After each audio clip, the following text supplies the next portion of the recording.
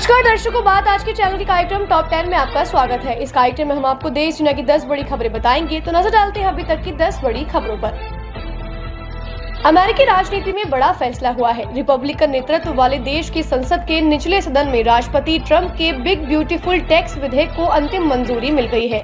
इसे ट्रंप के दूसरे कार्यकाल का निर्णायक क्षण माना जा रहा है। बिल पर मत विभाजन के दौरान पक्ष में 218 सांसदों ने वोट किया, 214 सांसद इस विधेयक के खिलाफ हैं।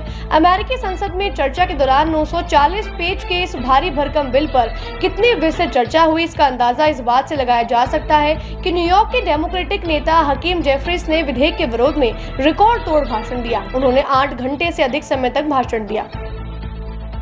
रूस ने अफगानिस्तान में तालिबान सरकार को औपचारिक रूप से मान्यता देने की घोषणा की है। बृहस्पतिवार को इस फैसले के बारे में रूसी विदेश मंत्रालय ने कहा उसे अफगानिस्तान के नवनियुक्त राजदूत गुल हसन से परिचय पत्र प्राप्त हो गए हैं। रूस के विदेश मंत्रालय ने कहा कि अफगान सरकार को आधिकारिक मान्यता मिलने से दोनों देशों के बीच उत्पादक द्विपक्षीय सहयोग को बढ़ावा मिलेगा।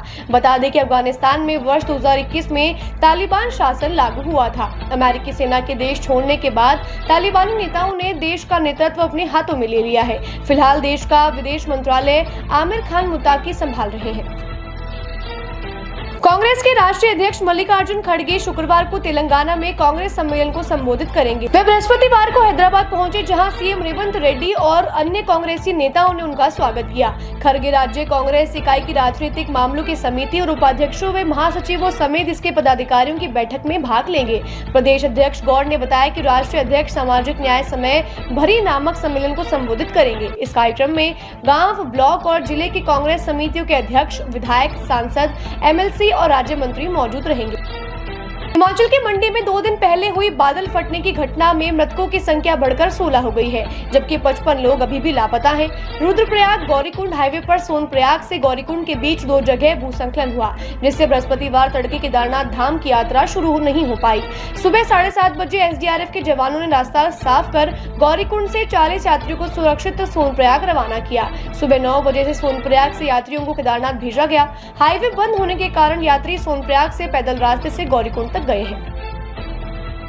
दिल्ली के पर्यावरण मंत्री मनजिंदर सिंह सिरसा ने वायु गुणवत्ता प्रबंधन आयोग को पत्र लिखकर दिल्ली में एंड ऑफ लाइफ वाहनों को ईंधन न देने के निर्देश पर रोक लगाने को कहा है। साथ ही उन्होंने पुरानी गाड़ियों को फ्यूल न देने के निर्देश पर रोक लगाने को कहा है। दरअसल दिल्ली में एंड ऑफ व्हीकल वाहनों के नियमों के तहत की जा रही पुरानी गाड़ियों की जब्ती पर फिलहाल रोक लगा दी गई है। दिल्ली के पर्यावरण मंत्री मनजिंदर सिंह सिरसा ने कहा कि अभी इस नियम को इम्प्लीमेंट नहीं कर रहे हैं। गाड़ियों को उम्र के हिसाब से नहीं बल्कि पॉपुलेशन स्तर के हिसाब से बंद किया जाएगा। इस पर सरकार काम कर रही है। लखनऊ के अवैध शिल्पग्राम में आज शुक्रवार से 3 दिन का आम महोत्सव की आज CM योगी ने सुबह 10 बजे उद्घाटन कर शुरुआत की।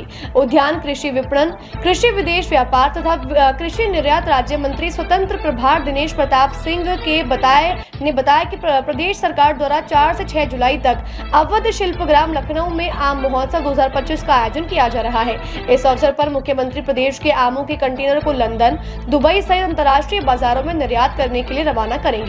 योगी ने एक स्मारिका का भी विमोचन किया व प्रदेश के प्रगतिशील आम उत्पादकों का सम्मान भी किया।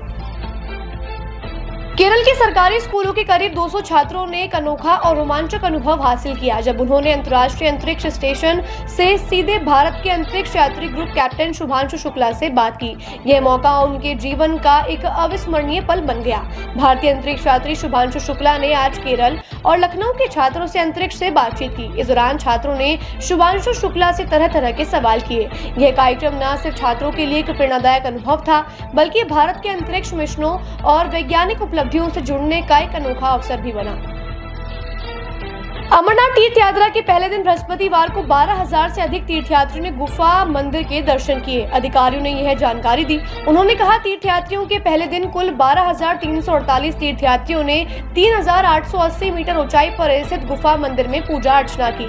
अधिकारियों ने कहा कि इसमें 9,181 पुरुष, 2,223 महिलाएं, 99 बच्चे, 122 साधु, 7 साध्वियां और 8 ट्रांसजेंडर शामिल हैं। अधिकारियों ने कहा कि उन्हें पहले दिन इतनी बड़ी संख्या में तीर्थयात्रियों की उपस्थिति की उम्मीद नहीं थी। खासकर इस साल 22 अप्रैल को पहलगाम में हुए आतंकवाद हमले के मद्देनजर संख्या कम होने की उम्मीद थी।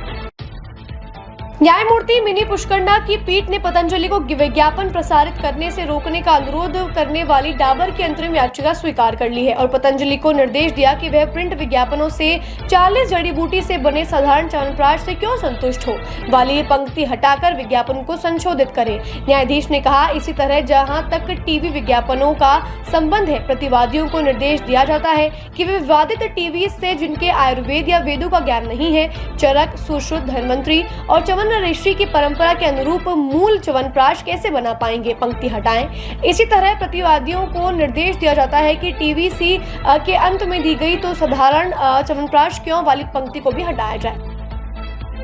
हीराकुंड बांध से इस साल पहली बार अतिरिक्त पानी रविवार 6 जुलाई को छोड़ा जाएगा। बांध के अधिकारियों ने इसकी तैयारी शुरू कर दी है। मिली जानकारी के मुताबिक औपचारिक पूजा के बाद बांध के बाई और गेट नंबर 7 के माध्यम से पानी छोड़ा जाएगा। यह निर्णय जलाशय में बढ़ते जलस्तर और मौसम विभाग की भारी बारिश की भविष्यवाणी को ध्यान में रखकर लिया गया है। हीराकुंड बांध के मुख्य अभियंता सुशील कुमार बेहरा ने बताया कि कितने गेट खोले जाएंगे, इसका अंतिम फैसला 6 जुलाई को ही लिया जाएगा। यह निर्णय ऊपरी इलाकों में आने वाले पानी के प्रवाह की मात्रा पर निर्भर करेगा। उन्होंने कहा कि बांध के जलाशय में पानी का स्तर धीरे धीरे बढ़ रहा है और वर्तमान में यह 603.02 फीट तक पहुंच गया है, जबकि बांध की अधिकतम भंडारणता क्षमता 630 फीट है। टॉप 10 में आज के लिए बस इतना ही। कल फिर होगी आपसे मुलाकात, तब तक के लिए दीजिए इजाजत। नमस्कार।